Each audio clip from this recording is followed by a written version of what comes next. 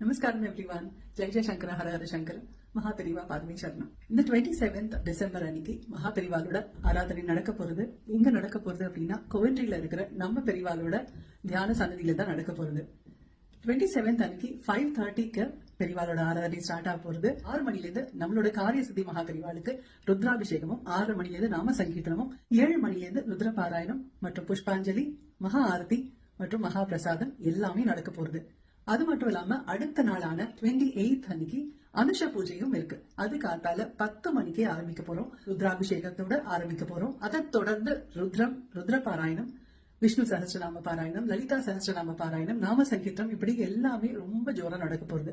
இந்த மார்கழி மாசம் எத்தனையோ பேரு நம்ம இந்தியால இல்லையே, சென்னையில இல்லையே அப்படின்லாம் நீங்க எல்லாம் ஃபீல் பண்ணுவேங்கிறது தெரியும். சோ இப்படிப்பட்ட பாக்கியத்தை நம்ம கோவென்ட்ரியில இருக்கிற நம்ம பெரியவாளோட தியான சன்னதியில நம்ம எல்லாருமே இந்த ஒரு ஃபீல கண்டிப்பா அடைய முடியும். அது மட்டும் இல்லாம மகா பெரியவாளோட அந்த பிளெஸிங்ஸை நம்ம எல்லாருமே இந்த ஒரு நாள்ல அடைய முடியும் அப்படிங்கறது சந்தேகமே இல்லை.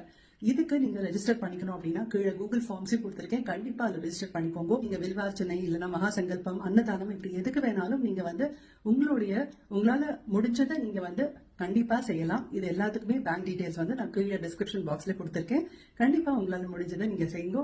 சோ உங்க எல்லாருக்குமே இந்த 2025 நல்லபடியா இருக்கணும் அப்படின்னு நானும் சேர்ந்து பிரார்த்தனை பண்ணிக்கிறேன்.